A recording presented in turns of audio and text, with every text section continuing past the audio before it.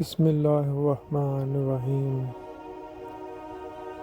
حدیث نبوی صلی اللہ علیہ وآلہ وسلم۔ عبداللہ بن عمرو نے کہا کہ ایک سفر میں جو ہم نے کیا تھا حضرت صلی اللہ علیہ وسلم ہم سے پیچھے رہ گئے، اور آپ صلی اللہ علیہ وسلم ہم سے اس وقت ملے جب عصر کی نماز کا وقت آن پہنچا تھا۔ ہم جلدی جلدی وضو کر رہے تھے، پس پاؤں کو خوب دھونے کے بدل ہم یوں ہی سا دھو رہے تھے۔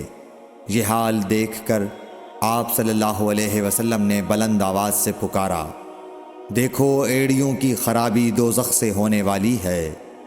2 یا 3 بار آپ صلی اللہ علیہ وسلم نے یوں ہی بلند آواز سے فرمایا۔ صحیح بخاری حدیث نمبر 60۔